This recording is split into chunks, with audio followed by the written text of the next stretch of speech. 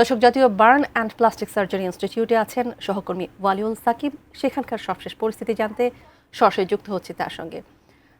সাকিব, আমরা জারিফ নামের আরেক শিক্ষার্থীর মৃত্যুর খবর পেয়েছি। যারা যে চারজন সংকটাপন্ন অবস্থায় আছেন তাদের সর্বশেষটা জানতে চাইবো আপনার কাছ থেকে। আগেও যেমনটি জানাচ্ছিলাম যে এই বার্ন ইনস্টিটিউটে দুজন মারা গেছেন, এখন পর্যন্ত কিন্তু সেই তথ্যই আমার কাছে আছে। আমরা কিন্তু যে তথ্য পেয়েছি সকাল 9:10 দিকে কিন্তু যে মাইলস্টোন স্কুল অ্যান্ড কলেজের যে সব শিক্ষার্থী জারিফ তিনি আসলে মৃত্যুবরণ করেন। এরপরে আমরা দেখেছি যে 10টার পরে কিছুটা 10:15টার দিকে আসলে যে মাইলস্টোন স্কুল অ্যান্ড কলেজের অফিস সহকারী মাসুমা তিনি মৃত্যুবরণ করেন। এবং আমাদের কাছে সর্বশেষ যে তথ্য রয়েছে এখন পর্যন্ত যে সর্বশেষ মোট 35 জন কিন্তু নিহত হয়েছেন।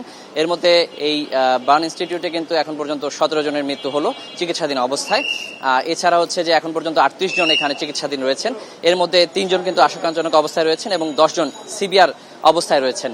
তো চিকিৎসকরা কিন্তু তাদের জায়গা থেকে বলছেন তারা তাদের সর্বাত্মক চেষ্টা চালিয়ে যাচ্ছেন। আর একটু বিষয় যদি একটু জানিয়ে রাখি যে জারিফ কিন্তু আইসিইউতে ভর্তি ছিলেন, তার 40% দগ্ধ ছিল। এছাড়া যে মাসুমা তিনি এখানে 90% দগ্ধ নিয়ে কিন্তু তিনি এখানে চিকিৎসাধীন ছিলেন। আর এই দুজনের লাশ হস্তান্তরের ব্যাপারে আমরা তথ্য পাচ্ছিলাম যে কিছুক্ষণের মধ্যে তাদের লাশ হস্তান্তর করা হবে এমন তথ্য কিন্তু আমরা পাচ্ছিলাম।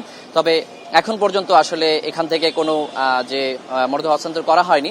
তবে আমরা যে খবরটি পাচ্ছিলাম যে কিছুক্ষণের মধ্যেই কিন্তু তাদের মরদেহ হস্তান্তর করা হতে পারে। আর এখানে হচ্ছে যে সার্বিক যে পরিস্থিতি রয়েছে জাতীয় বার্ন ও প্লাস্টিক ইনস্টিটিউটে যারা চিকিৎসাধী রয়েছেন তাদের সার্বিক অবস্থা নিয়ে কিন্তু চিকিৎসকদের ব্রিফ করার কথা রয়েছে। তবে কখন নাগাদ তারা আমাদেরকে এই বিষয়ে বিস্তারিত জানাবেন সে বিষয়ে কিন্তু এখনো পর্যন্ত অবগত করা হয়নি। তবে তারা যদি আমাদেরকে অবগত করেন সে বিষয়ে আমরা আরো বিস্তারিত জানাতে পারবো। আর বলা যায় যে আজকে 6ষ্ঠ দিনে এসে আসলে মোট 35 জনের মৃত্যুর ঘটনা ঘটেছে। যেমনটি বলছিলাম যে এখানে কিন্তু বার্ন ইনস্টিটিউটে চিকিৎসাধীন অবস্থায় 17 জনের মৃত্যুর ঘটনা ঘটেছে। তো তারিয়া এই ছিল আমার কাছে এখন পর্যন্ত। পরবর্তী কোনো তথ্য থাকলে সেটি আমি আপনাদেরকে জানাতে পারবো।